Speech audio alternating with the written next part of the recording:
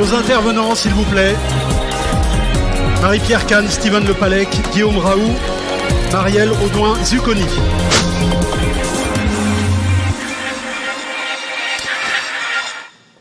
Prenez place, messieurs, dames, installez-vous.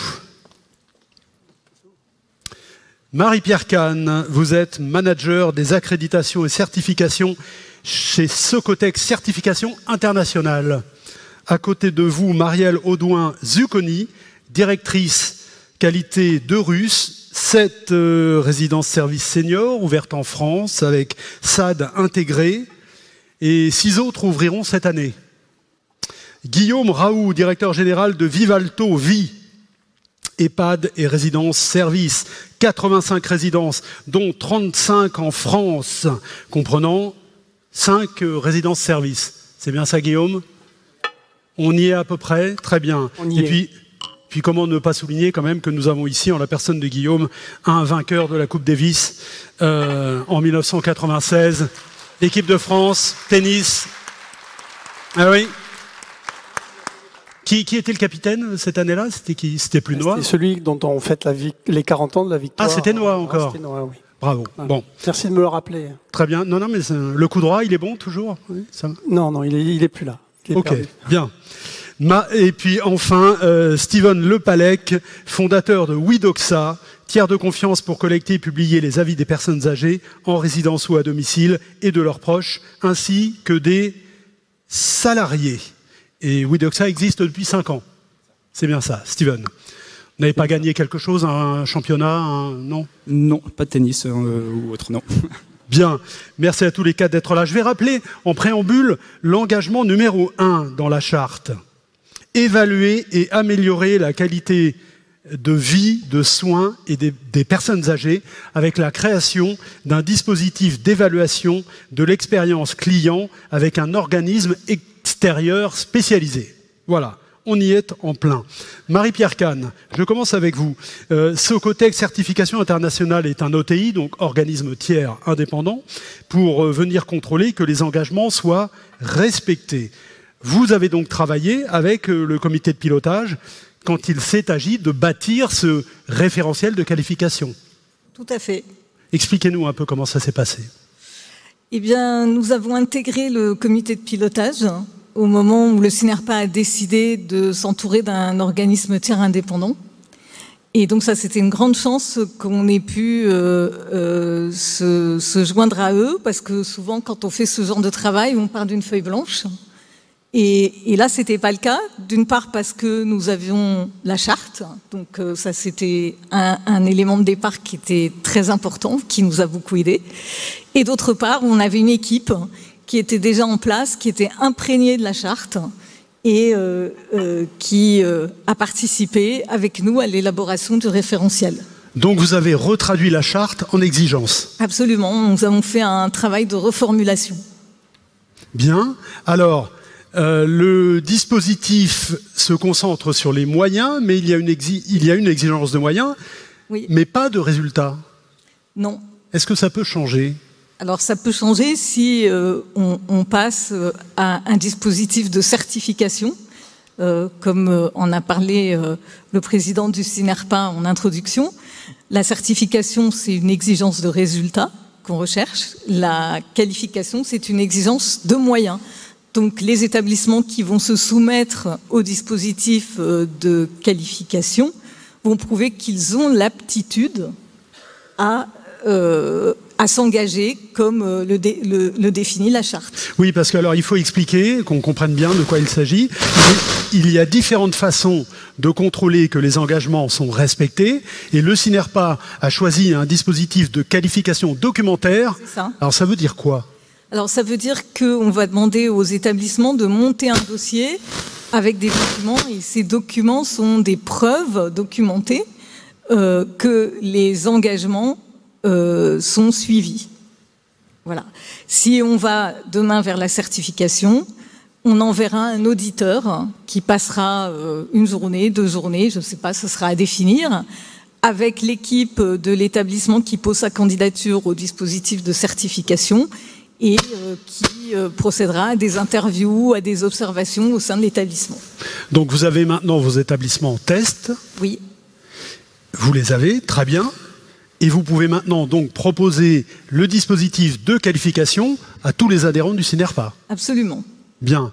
Est-ce que c'est un référentiel conçu pour s'appliquer aux différentes catégories d'établissements ? Ah, tout à fait. Alors dès le départ, on a bien regardé quels étaient les différents types d'établissements qui pouvaient prétendre à ce dispositif de qualification. Et chaque engagement a été travaillé indépendamment, a été retraduit en exigences. Et à chaque fois, on a décliné pour chaque type d'établissement les EHPAD, les résidences services seniors et les services d'aide à domicile. Est-ce que vous avez identifié des spécificités de ce secteur par rapport à d'autres référentiels que vous avez pu construire? Alors chaque secteur a ses spécificités. Et si je parle du secteur qui nous occupe aujourd'hui, ce qu'on peut dire, c'est que c'est un secteur très réglementé et que c'est également un secteur dans lequel l'enjeu humain est très important. Et parce qu'on a affaire à des publics qui sont en situation de fragilité, et que ce sont deux choses qu'il ne faut jamais oublier et qu'on s'est efforcé d'intégrer tout au long des travaux que nous avons menés. Alors vous pourrez aller tout à l'heure pendant la pause sur le stand de Socotec Certification pour une présentation du dispositif aux établissements qui le souhaitent. Oui, tout à fait, on est là et on est là pour répondre à toutes vos questions et vous présenter ça dans le détail. Alors Steven Lepalec, Widoxa, vous êtes positionné sur évaluer l'expérience client et collaborateur avec 12 réseaux mobilisés. Prenez celui sur votre gauche, par exemple. Il y en a un là-bas au bout. Non plus, décidément. Ça y est. Houston, nous avons un problème. Vous m'entendez? Oui, c'est bon. Je peux garder celui-là. Donc oui, on intervient en effet pour évaluer ces deux expériences. Donc l'expérience à la fois qu'on appelle client communément, qui regroupe à la fois donc les résidents en EHPAD, les résidents en résidence-service, résidence autonomie, également leurs proches aidants et donc toutes les personnes qui sont accompagnées à domicile. Voilà, on regroupe sous le terme client toutes ces personnes-là et on va évaluer également le pendant sur la partie salarié pour évaluer la relation manager-managé assez simplement. Alors comment ça se passe concrètement ? Alors, donc on est sur, sur des... On va changer de micro, visiblement. Alors, concrètement, en fait, on est missionné, nous, donc, en tant que tiers de confiance pour solliciter donc, le ressenti de cette personne-là. Donc, c'est nous qui faisons le routage des questionnaires, qui allons collecter tous ces résultats et agréger les statistiques. Alors, tout ça, c'est fait aussi dans un cadre qui est très, très strict, qui est normé ISO. Il y a une norme bien précise qui définit donc, ces règles de collecte des données, parce que l'objectif, c'est pas tant de les collecter, mais c'est aussi, à un moment donné, de les valoriser et pourquoi pas d'aller jusqu'à la publication de tous ces feedbacks que l'on collecte auprès des clients, voire des salariés. Donc il y a des processus qui sont définis en effet par la norme ISO 20488. Voilà, c'est une norme qui a pour fondement de lutter contre ce qu'on appelle les faux avis. Vous savez, sur Internet, il y a eu beaucoup d'excès par rapport à ça. Donc maintenant, tout a été extrêmement codé.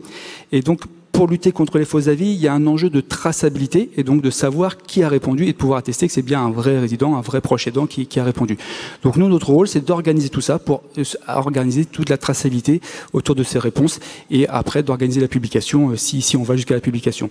Donc toutes les méthodes que l'on met en œuvre sont normées ISO et donc on s'intègre complètement cette démarche-là. Voilà, donc on est sur une démarche de sollicitation et on va s'adapter après en fonction de qui on sollicite. C'est vrai qu'on ne va pas s'adresser de la même manière aux proches qu'aux résidents et qu'on soit en résidence-service ou en EHPAD, c'est pas la même chose. Ça peut être encore différent au domicile et encore auprès des salariés. Donc on a des canaux de sollicitation différents, des process différents qu'on va adapter en fonction de chaque cas de figure. À quelles difficultés se heurte-t-on quand on initie une démarche d'évaluation de l'expérience auprès d'un si grand nombre d'opérateurs différents ? Alors, il y a un premier enjeu qui consiste en effet déjà à définir un questionnaire commun à l'ensemble des adhérents, de tous les participants. Donc ça, c'est un travail qui a été fait par le comité de pilotage du CINERPA pour s'accorder en effet sur toute une liste de questions. Alors, il en est ressorti non pas un questionnaire, mais 5. C'est-à-dire qu'il y a un questionnaire pour les proches aidants en EHPAD, un pour les résidents, un pour les résidents proches aidants en résidence-service autonomie, un pour le domicile et puis un pour les salariés. Voilà. On scinde quand même ces aspects-là. Donc, ce qui permet déjà quand même d'avoir une approche commune par secteur d'activité. Ça, c'est un premier enjeu. Donc, définir des questionnaires communs. Après, il y a un enjeu assez fort aussi. Alors, tout le monde n'est pas forcément sensible, mais sur la protection des données personnelles. Vu que nous, on sollicite directement les résidents, les proches aidants et voire les salariés, ça veut dire qu'on a accès aux données personnelles de ces personnes-là pour pouvoir collecter les avis. Donc là, il y a des dispositifs RGPD à mettre en place pour que tout le monde soit bien dans son rôle, que le propriétaire des données soit bien défini. Et donc, dans notre cas, en effet, à chaque fois, c'est systématiquement l'établissement qui reste propriétaire de toutes les données collectées. Le SINERPA qui serait au-dessus pour pouvoir avoir un observatoire sectoriel aura accès aux données, mais uniquement les statistiques sans les données personnelles. Et dont le rôle, en effet, quand on est dans une démarche un peu multi-groupe, multi-réseau, il faut en effet pouvoir agencer et organiser toutes ces données qui sont quand même sensibles. Donc, notre rôle, c'est aussi de sécuriser toutes ces données personnelles, tous ces résultats, dans un contexte multi-réseau. Alors, qu'est-ce que vous pouvez nous dire sur les premiers résultats de la phase pilote sur une trentaine d'établissements? Alors, il y a eu 48 établissements répartis sur 8 réseaux pilotes, enfin des réseaux adhérents du SINERPA. Alors, tous les établissements n'étaient pas dans toutes les enquêtes, puisqu'on s'adapte suivant qu'on est en EHPAD, dans résidence-service, etc. Donc, on a... alors, ça s'est déroulé sur une période d'1 mois, sur le mois de mai. Donc, ça a été assez rapide pour cette phase pilote. Donc, on a collecté un peu plus de 2600 avis auprès des différentes cibles sur les 48 établissements. Avec des notes de satisfaction. Alors, je ne vais pas donner de notes par réseau, mais au global, on est sur des notes de... pardon, j'ai oublié le chiffre. La note globale... Alors, une page de pub. Excusez-moi.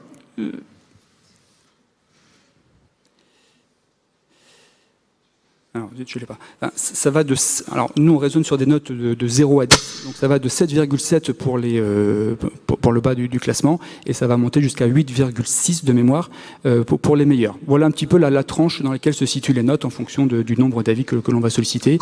Voilà, pour le premier niveau. Comment va s'opérer le suivi des évaluations sur la durée? Alors... ça, c'est des choses qui restent à définir encore avec le comité de pilotage, en effet, sur les plannings de sollicitation et surtout sur la fréquence de sollicitation. On a aujourd'hui des pratiques assez différentes suivant les réseaux, suivant les groupements. Certains vont faire que des enquêtes une fois par an, ce qu'on appelle les enquêtes one-shot.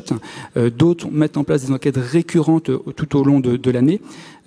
Certains vont solliciter les familles et les résidents plusieurs fois par an. Donc ça, c'est des méthodes sur lesquelles il faut qu'on harmonise encore certaines pratiques, en effet, pour s'accorder sur ces méthodes. Mais voilà. Bien. Guillaume Raoult, vous avez participé, vous, Vivalto-Vie, au comité de pilotage de la charte. 4 mois de concertation pour rendre les objectifs atteignables. Vous avez insisté pour qu'elle ait des objectifs mesurables par des organismes tiers indépendants. Donc, vous avez 5 maisons tests pour les enquêtes de satisfaction et 2 pour le process complet. Une. Ah, eh ben c'est déjà ça. Les évaluations d'expérience ont-elles été jugées pertinentes dans votre cas? Oui, dans notre cas, ça a été très utile, déjà très utile. Alors déjà, il fallait comprendre le laps de temps que nous avions pour mettre en place ces questionnaires qui sont lourds. Hein. C'est des choses lourdes à faire, de définir les objectifs. Et une fois qu'ils ont été définis, donc on l'a dit, ça a été sur mai, donc c'était une forte sollicitation sur nos établissements pilotes. On a eu les résultats, on est dans la moyenne.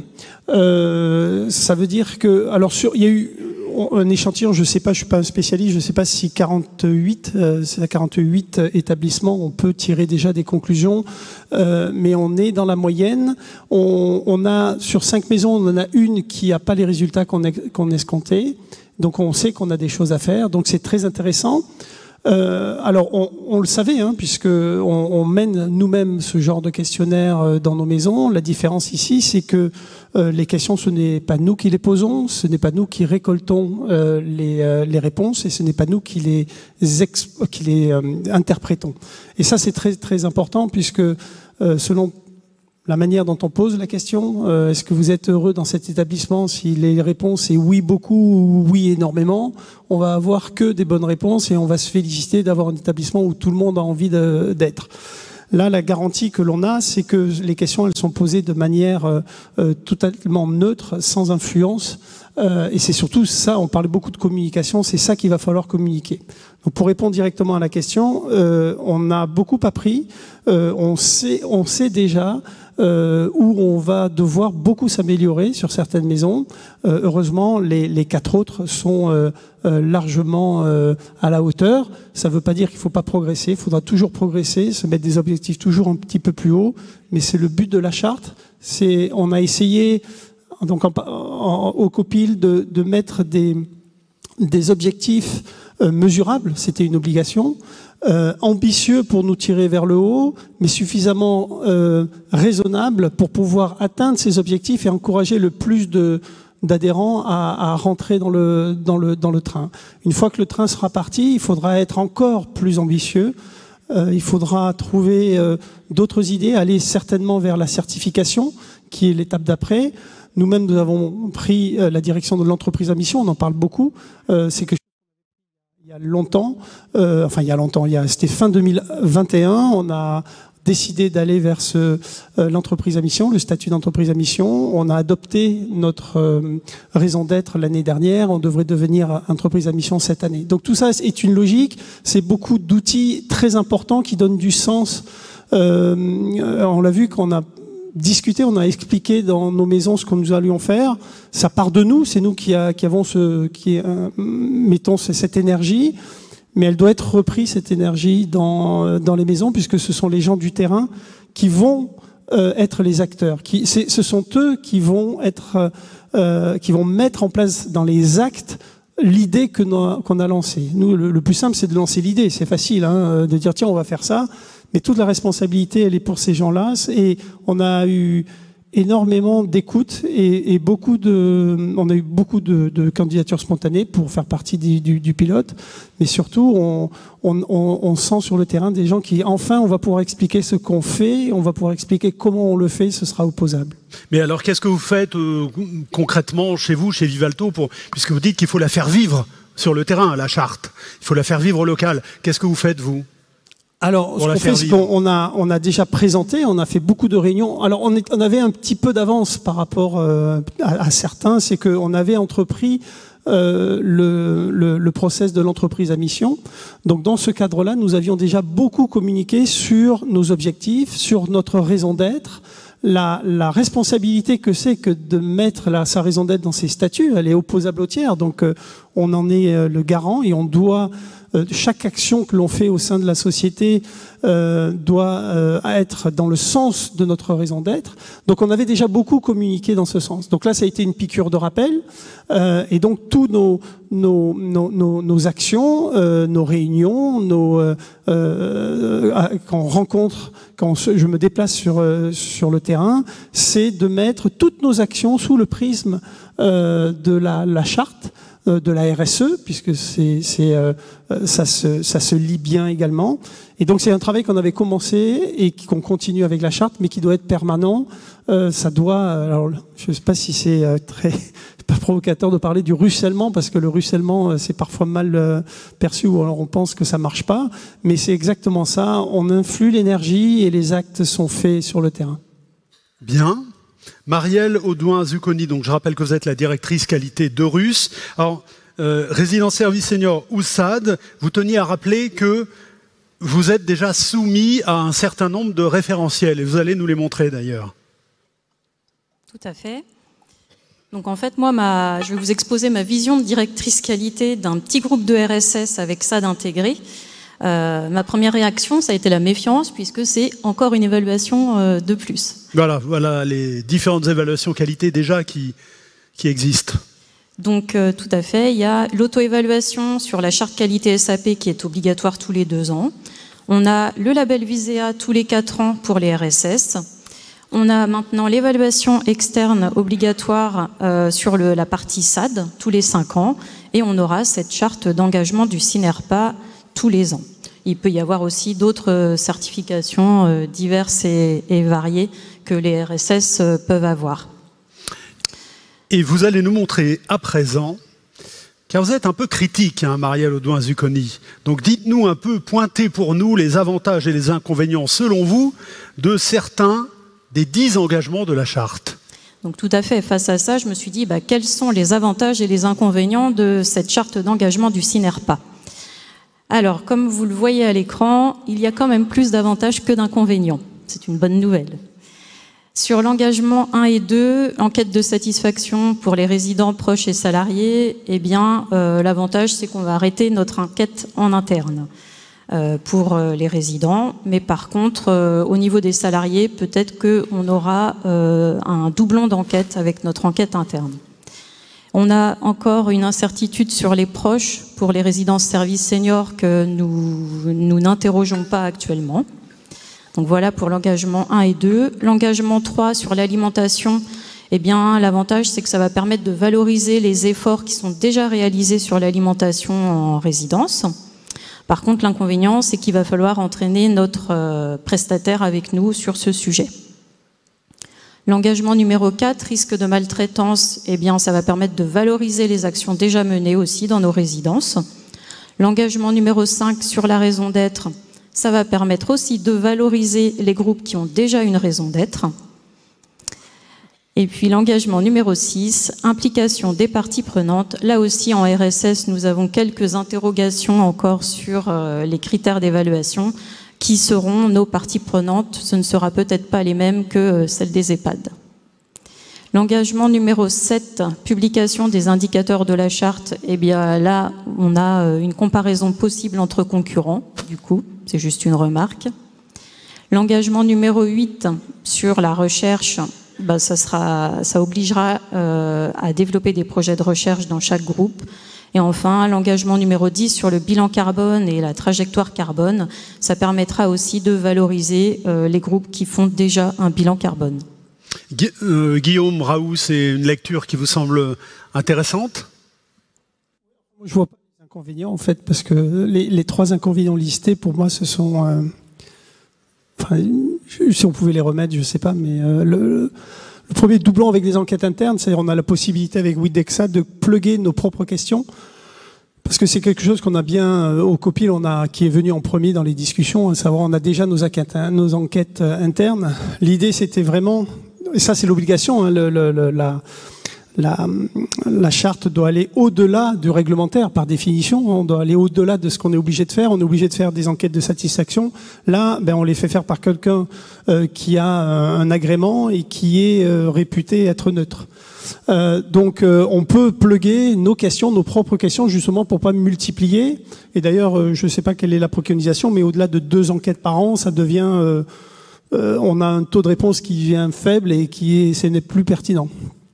Ensuite, sur la compétition, le fait de pouvoir comparer la compétition, alors ça on peut en discuter, mais c'est les meilleurs seront devant. On est quand même, on est dans un monde d'un capitalisme social, c'est notre mission. Peut-être on a longtemps oublié le mot social dans notre activité, ou alors on l'a pas assez montré plutôt qu'oublié.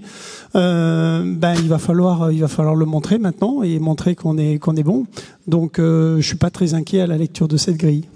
Alors Marielle, pour finir, on compare la charte avec les critères du label Visea auxquels vous êtes déjà soumise. Oui. Donc qui dit nouvelle évaluation dit peut-être surcroît de travail. Donc effectivement, j'ai comparé les engagements de la charte avec les critères du label Visea sur lesquels les RSS doivent s'engager presque obligatoirement, puisque c'est une demande des investisseurs souvent, ce label Visea.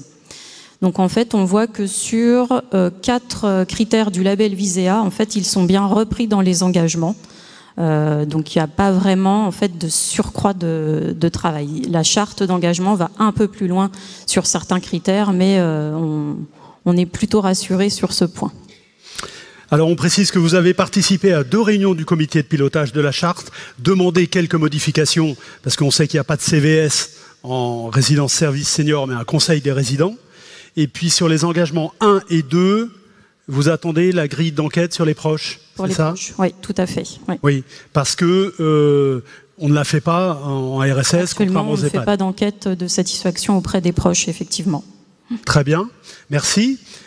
Jean-Christophe, je crois que tu nous fais un retour sur scène. Et il s'agit, pour Guillaume Raoult, de s'avancer au milieu de la scène. S'il vous plaît, Guillaume. Avec les félicitations du jury. Venez, Guillaume, avancez-vous. Hop, au milieu, qu'on vous voit bien. Bon élève. Donc, on te décerne un certificat, une qualification, résidence Bellevue, Vivaltovi. Voilà, donc tu pourras l'estampiller et l'afficher à l'entrée de ton établissement et communiquer sur tous les documents. Bravo. Il y a une grande partie de l'équipe, et surtout la directrice Cynthia. Montrez-vous. Allez, venez. Debout, Cynthia, bravo. Voilà, c'est très important pour les équipes. Merci beaucoup. Bravo. Merci beaucoup. Bravo. Eh bien, merci. Quand même, Guillaume Raoult, une Coupe Davis. Et maintenant, vous avez vu comment il cumule? Merci à tous les quatre. Je vous laisse regagner la salle. Merci à vous, Madame Kahn, Madame Audouin-Zucconi, Guillaume Raoult et Steven Le Pallec.